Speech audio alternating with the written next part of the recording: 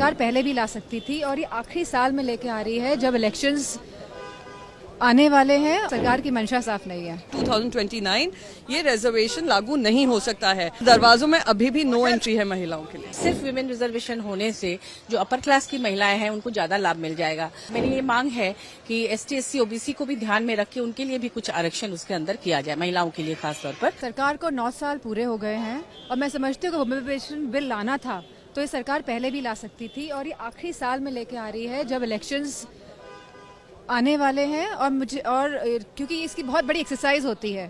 Samajwadi party ने हमेशा समर्थन किया है, लेकिन हम सभी चाहते हैं कि ओबीसी महिलाओं का भी इसमें आरक्षण निर्धारित हो, क्योंकि आखिरी में खड़ी हुई महिलाओं को भी, जो पंक्ति में आखिरी में खड़ी हैं, उनको भी उनका हक मिलना चाहिए। और सरकार की जो मंशा है, जो इस समय वो लेके आई है बिल, क्योंकि ये 2024 में भी नहीं लागू हो पाएगा ये बिल, और ये जो 5 राज्यों के जो अभी चुनाव होने जा रहे हैं उसमें भी लागू नहीं हो पाएगा। तो इस सरकार की मंशा साफ नहीं है। देखिए, ये 30 साल का संघर्ष रहा है। हमारे संविधान ने वादा किया था इक्वालिटी का, पर इक्वालिटी महिलाओं के लिए नहीं दिखाई दी। आज बाबा साहेब अम्बेडकर जी ने वो कर दिखाया था हमारे संविधान में, जो बहुत सारे डेवलप नेशंस में, अमेरिका ने लड़ाई लड़ी है, महिलाओं ने लड़ाई लड़ी है, यूरोप की महिलाओं ने लड़ाई लड़ी है। हमें ये अधिकार मिले थे, पर उस अधिकारों से वंचित किया गया, इसलिए ये बिल आना जरूरी था। राजीव गांधी जी के पास पूर्ण बहुमत सरकार थी, उन्होंने सबसे बड़ा कदम उठाया था 33% रिजर्वेशन लोकल गवर्नमेंट्स में देने का।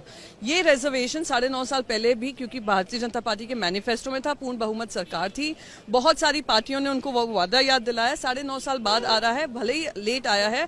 उम्मीद करती हूँ इमीडिएटली लागू होगा, पर बिल में ये लिखा गया है कि डीलिमिटेशन का एक्सरसाइज होगा, इमीडिएटली लागू नहीं होगा। जब वो डीलिमिटेशन एक्सरसाइज होता है तभी ये रिजर्वेशन लागू होगा। दैट मीन्स टिल 2029 ये रिजर्वेशन लागू नहीं हो सकता है। तो आपने दरवाजे तो खोल दिए हैं, पर दरवाजों में अभी भी नो एंट्री है महिलाओं के लिए। हम लोग इसका स्वागत करते हैं, क्योंकि हम लोग भी इसके लिए आवाज उठाते रहे हैं यहाँ पर पार्लियामेंट में, और लगातार चाह रहे थे, इसकी मांग कर रहे थे। ऐसे में ये हम लोगों के लिए भी बहुत स्वागत योग्य है।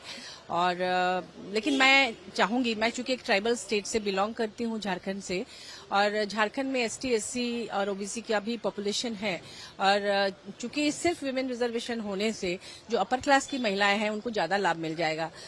जैसे ब्यूरोक्रेट्स की वाइफ्स या बेटियां, या फिर बड़े इंडस्ट्रियलिस्ट या पॉलिटिशियन, जो भी पावरफुल लोग हैं, पैसे वाले हैं, उनके घर की महिलाएं आगे आ जाएंगी, और जो दलित, दबे कुचले, प्रताड़ित लोग हैं, वो लोग वैसे की वैसे रह जाएंगी।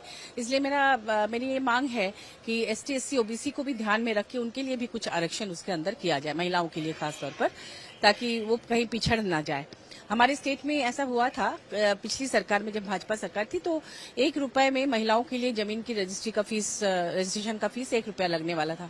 तो उसमें बाद में देखा गया कि उसका लाभ अपर क्लास की महिलाएं ले गई, क्योंकि उनके पास पैसे थे, बहुत सारी जमीन उन्होंने पत्नियों के नाम से, बेटियों के नाम से खरीद लिया। तो जिनके लिए ये स्कीम था उनको कोई फायदा नहीं हुआ, बल्कि सरकार को राजस्व की हानि हुई। तो ऐसा कुछ ना हो, इसके लिए हम चाहेंगे उसके अंदर एक रिजर्वेशन हो।